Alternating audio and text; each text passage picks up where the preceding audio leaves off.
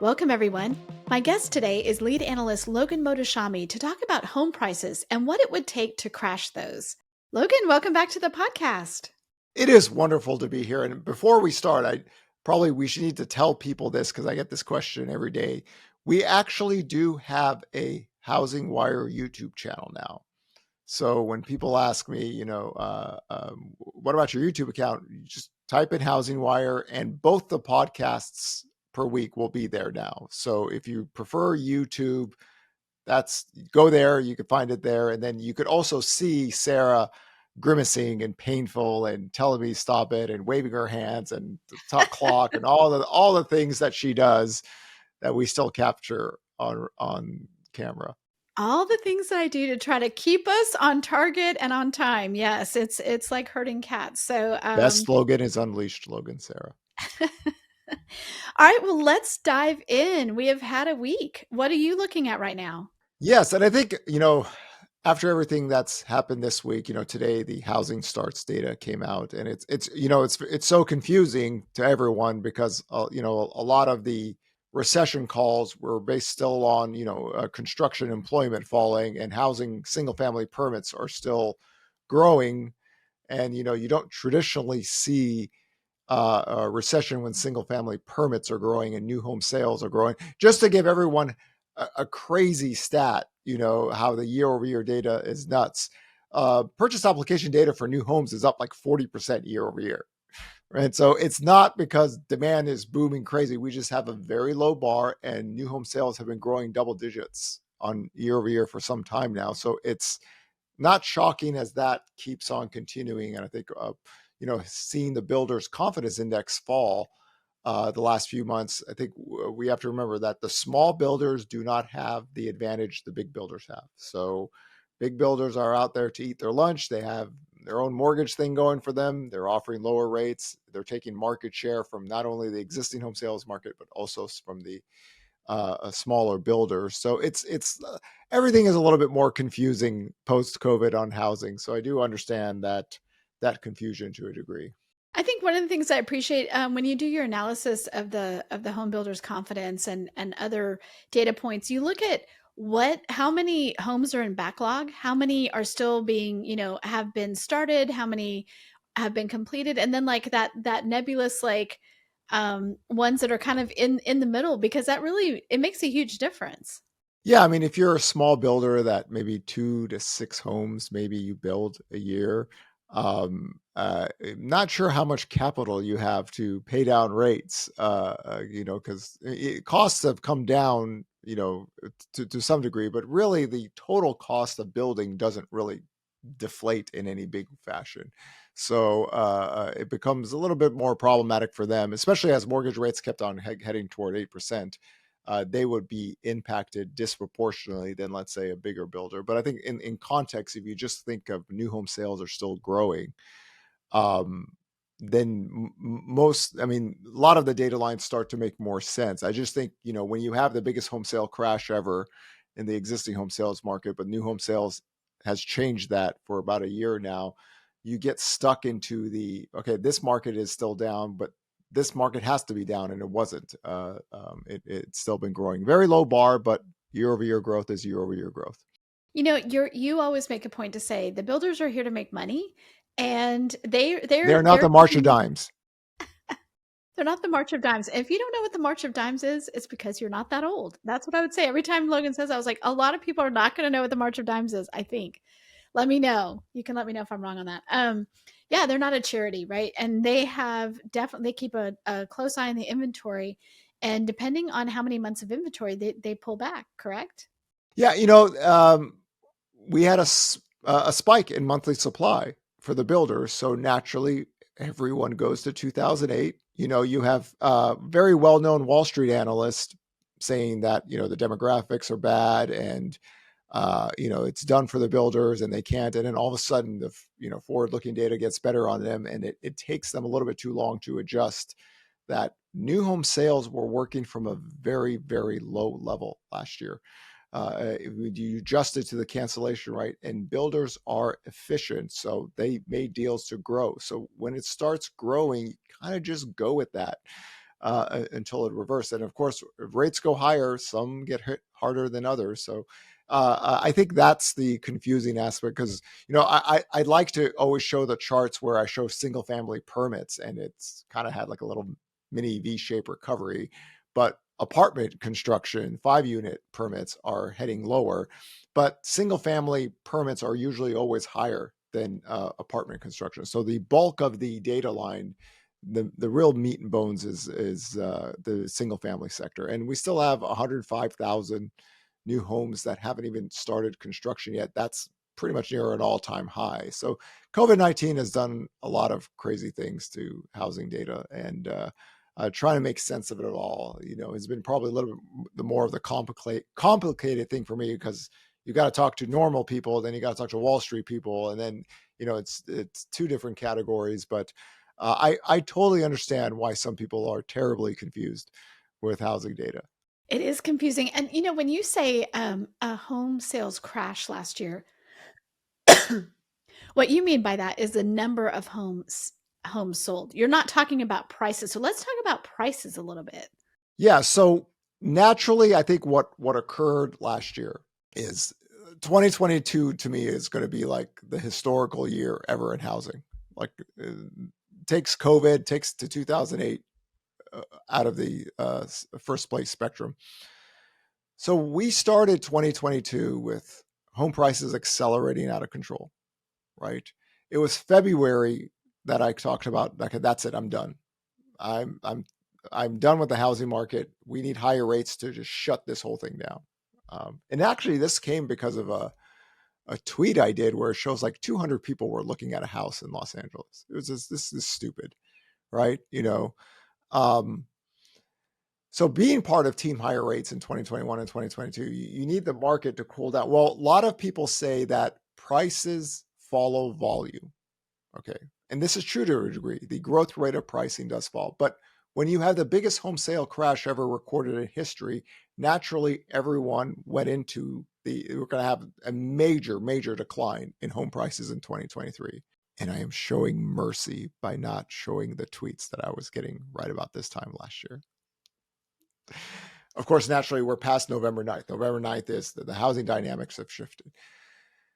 But like all analysts, you have to model out ways for what will it take to crash home prices, right? And even in the 2023 forecast, as long as mortgage rates were above 5.87% and home sales were still crashing, adjusting to the early part of the housing cycle or the housing year, you can have 5.9 to 7.4% national home price declines if home sales were crashing. Now, the theory was that the whole dynamic of housing changed on November 9th, 2022. You're threading a needle, assuming that home sales were going to stop going down at 4 million. We were near 5 million at that point. So that was like, okay, we're going to try to thread a needle right here. Triple coverage. It's fourth down. I still got to get it to the wide receiver to win the game. But how do we model out home price crashes? Because you have to model out price declines, but a home price crash, a national home price crash. So I talked about this this morning today on Twitter. Let's take all the noise out of the equation. Take everything out for a second. Just think clearly. Breathe and think. If we have proven that it's very difficult for home sales to get below 4 million with duration, right? We always use the word duration for a reason. What variables do you need to change to have home prices crash on a national basis? Because all the blood and glory is about national home prices crashing. So I offered this to everyone. Okay, if you can answer this question, then you yourself would know, would understand. Let's just say home sales for the next few years stable, doesn't grow, doesn't decline, but we range from 3.7 million to 4.3 million, just around there. Okay, because we've shown that it's very difficult to really break down underneath. Okay, I think a lot of people didn't know that. I think that's just the inexperience of never forecasting in your life, or not tracking housing data, but just doing doom porn. So here, what variable first has to change? Well, you need inventory to increase. Why? Because when you have more inventory, you have more choices. More people are competing for the smaller buyer out there, so it forces some people to cut prices. So variable number one, we need inventory to grow. If you're talking about a national home price crash, like the Case-Shillard Index, the Zillow Index, the FHFA, all these things, all the things that we've been promised for 12 years, you need inventory growth. Okay. So when we model that out, what do we first need to see? We need to see new listings data grow, right? Because that's the new listings data count. Those are the homes that are in the marketplace that are not going into immediate sale. So number one, right? How do we model this? We want to teach people this so everyone can follow the same data line so we get a coherent message with the data. New listings data has to grow, right? Active inventory has to grow. Now, what we've seen is we actually have recent history in America to show us this, right? The inventory, we like to make it simple. We'll show the NAR stuff. From the year 2000 to 2005, inventory has been growing, right? Active listings. Monthly supply, right, stayed below 5 months. How did that happen? Because we had a major credit sales boom in America back then. Home sales were booming. So that falsified home sales boom kept the monthly supply data going. Active listings were going because people were listing their homes, they were buying their homes, or everything. The whole mortgage rate lockdown, I think, comes from this premise because people remember that time period. Here, what's the difference? We don't see active inventory growing for 5 years. We see a slow downtrend. So what that's occurred is it facilitated home price growth to get out of hand. So we have an affordability issue. But even with an affordability issue, people have to list their homes to sell them to give people choices. So we go with new listings data first. We get the growth in there. And then we get active inventory just to get, if we could get active inventory nationally just back to 2019 levels, the structural dynamics, I believe, housing changes. This is why I always focus on 2019, because with higher rates at 2019 levels, hey, you got something. Doesn't necessarily mean a crash, but you have something right there, right? You can work with it. You don't have what we saw in 2023, right? Home prices rebounding very fast. Okay, so the inventory has to grow. That's variable number one. New listings data, active inventory. We work with that. That's how you model home price crashes. You see growth, right? New listings data trending at the lowest levels ever recorded in US history for 16 months. That's if you're a home price crash person, that was the last thing you needed to see. And guess what happened? It went the other way for you. And you didn't read the data or you didn't know about it. Either way, it's on you. It's a reflection on your fake housing, whatever you are. You're not an analyst, you're not a data analyst, there's no forecast, there's no models. We see it.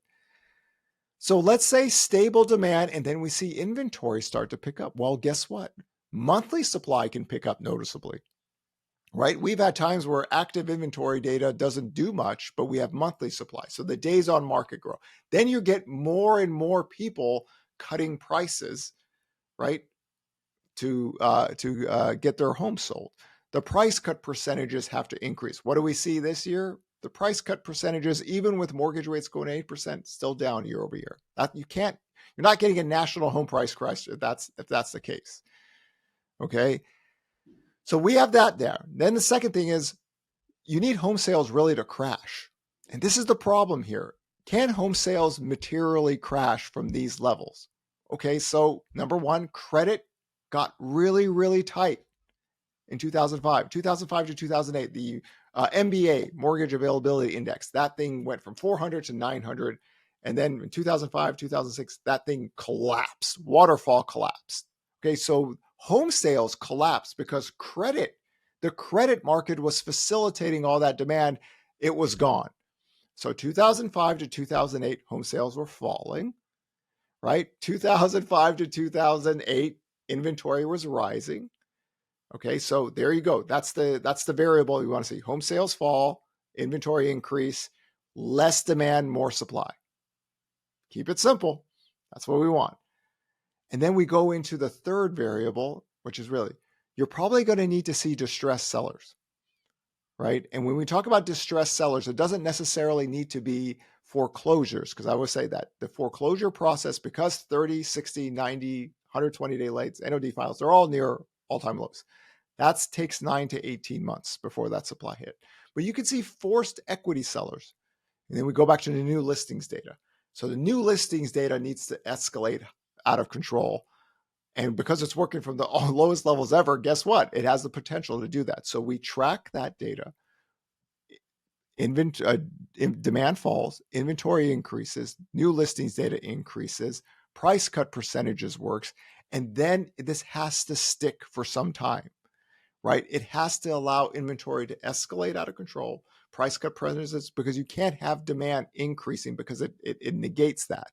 These are the things on how you want to model home price crashes. And I implore everyone, let's all do this together as a country. Let's let go of all the YouTubes and TikToks and all those people. Let them all go.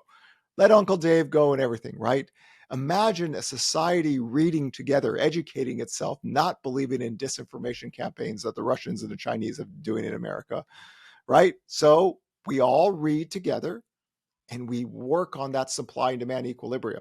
And then it keeps on going and going and going. And there you can have what we saw after 2008, major home price crashes, distressed sales, distressed inventory not being able, because active inventory was falling from 2007. A lot of people still don't know this, but the monthly supply stayed too high and the demand didn't really offset the supply. So that supply demand equilibrium, supply really took off.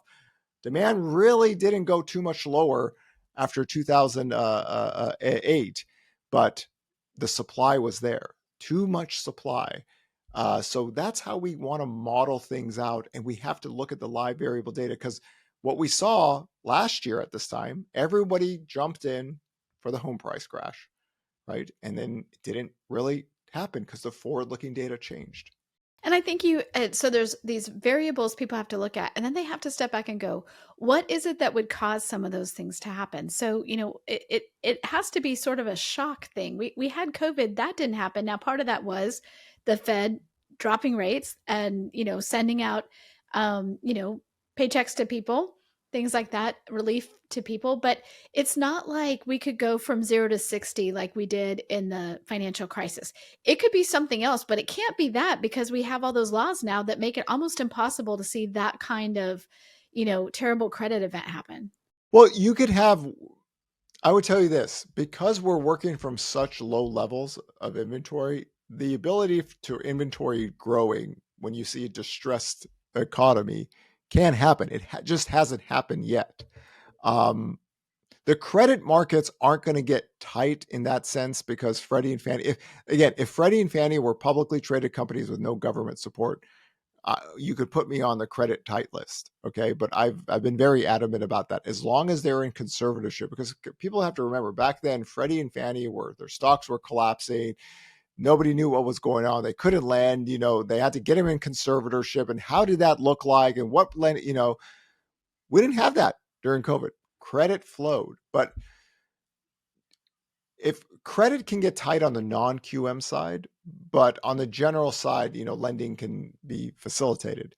So it's just really, really hard actually to get home sales to go much lower than where we are now. And assuming that we do see a distressed economy, the cycles have always showed us that the 10-year yield and mortgage rates go lower. Now, you can make a counter argument here, which this is my best advice to my housing crash friends.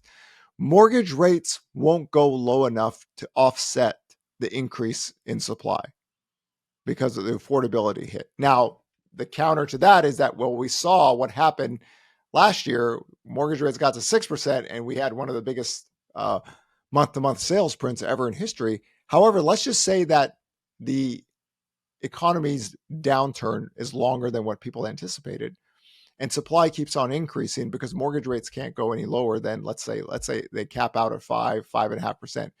The market needs 3.75 to 4.75 to take off the supply. So that's that supply and demand equilibrium. Now, we can have that conversation when we get there, but we start off with new listings first, active inventory, growth in percentage, and then we can incorporate the recession and how many people are losing jobs that own homes, and all these things.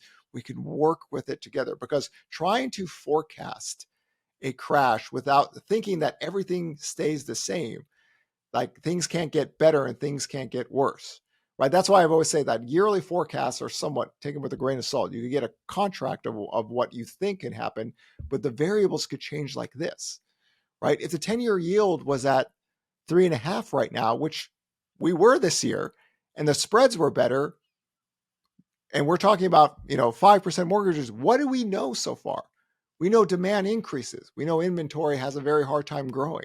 Okay, so this is why the recession data lines are really critical, and that's why the jobless claims data was set in stone that we have to get above this here to start talking about major job loss. And you got to remember that I think one of the things I try to explain today with the Federal Reserve feels confident that they can manage any job loss because job openings are high, right? So even if a couple million people lose their job, they think they can just hold it at that just because job openings are high. Whether that's true or not, that's their confidence that they can manage this cycle. So we don't get the COVID 20, 30 million people unemployed, or we don't get the unemployment rate getting to 10% plus. We have a Federal Reserve that has the tools to try to attack any banking crisis going out in the future. And they've been tight on their policies or trying to help the economy out. Imagine if Federal Reserve actually being proactive to help an economy then.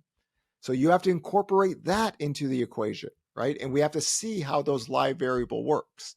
And the reason I'm talking about this is because we're sitting here almost in Thanksgiving and prices are still at all-time highs. And not only that, the second half of 2022 is not showing the same type of weakness, even with higher home prices and higher rates. You're going to have to incorporate that to think, wait a second here, this is true. It's not 2022 because 2022 had a humongous sales crash, 6.5 million down to 4 million. Now we're just hovering here. And I'm trying to get people to think about what happens if we just hover between 3.7 to 4.3 million, right? You would need the supply to increase and the demand not being able to take down that supply, that equilibrium. That's why I always say housing economics, you have to work with the supply and demand equilibrium, 10-year yield credit, all these things here. And you cannot do a hypothetical theory about inventory. Like this morning, again, the Airbnb bust. Dealing with it one more time, right? And I would say that if you had an Airbnb bust, because Airbnb is less than 1% of all the housing units in America. We have over 144 million housing units. It's less than 1%.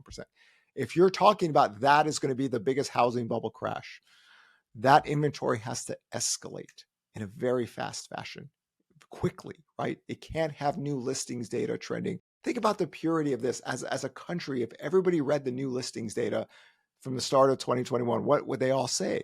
They would go, oh my God, it's trending at the lowest levels ever recorded history. And then it took another leg lower after mid-July for 16 months, right? I believe it's finding a bottom. I believe we should see growth. We're seeing some year-over-year growth, but to have an escalation clause or escalation data, you need it to go vertical, right? It can go vertical because we're working from the low levels. This is why we talk about supply and demand equilibrium. We want people to read, because if everybody reads the same thing, then all the people that make up all this stuff, they go, wait, you're wrong. You don't read. Logan is right. You're one of those people, right? So this is why we have to track live weekly data, right? And then it looks forward, and we have ideas, right? We can't miss something like this, right? Because guess what? The data will get us there. It'll show us a path. And we put recessions, we put how much demand is, where mortgage rates is, where demographics are. We put all these things into the equation. And once things break, traditionally, they're not hard to miss, right? I think the equilibrium between in a slow economy can be misleading, but let me tell you something. When things break, especially in housing, inventory goes up, demand can't offset it, price cut percentage goes up, prices start to come down. If you were talking about a national home price crash, guess what? We saw the data, how it looked like post 2008. You can't hide it, right? And all those variables I just talked today, they all work together, right? That's how economics works. This little sphere, all these variables, enchilada, and everything work together. And if the data doesn't support it, you don't need to go there. When it does, trust me, I will go there 100%. But we just don't see that yet in the data line. I also think it's just everything you've said. It's harder to crash home prices than people think. I mean, in this Well, you particular need a willful seller to sell you their homes at 30 or 40% off. It's on a national basis, right? You need a collective whole, right? People go, well, look at Austin. Austin is one city. It's not the housing market, right? That's why the Case-Shiller index doesn't look like Austin, right? Austin has a lot more inventory. Its prices accelerated out of control, right? So, but we weren't talking about national home price crashes. Remember, every market is different, but we all know one variable fact: active inventory is still near all-time lows. New listings data is still trading at all-time lows. Existing home sales have found a bottom around here, around 4 million. This is why I always talk about that 4 million number all the time, right? So variables need to change, and the forward-looking data will let us know. Like, we're not going to miss anything. We always tell people every Friday, I get it. Nobody else does, right? Mike, myself, the data scientists that we get it. If something happens, we'll let you go, but don't have a speculative theory, because now we are here almost in Thanksgiving, and all the things we were promised at the end of 2022, all those tweets, those messages. God, there's a part of me that just wants to share them all, and I'm just telling you, some of the stuff is so priceless, and a lot of people delete their stuff, which is cowardly, and that even makes it worse. That's why I want to show some of them. But remember, let the data guide you. We have ways. We have a pathway. We have a pathway to price increase. We have a pathway to price declines, right? We had home prices declining on a month-to-month basis with active inventory and monthly supply still low. And that happened because we had the biggest home sale crash ever recorded in history, right? The product that was available in the marketplace at that time needed price cuts to get sold. That's why the slope of the inventory curve was fast. That's why the slope of the price cut percentage was fast. That slope was very slow this year, and the data showed it.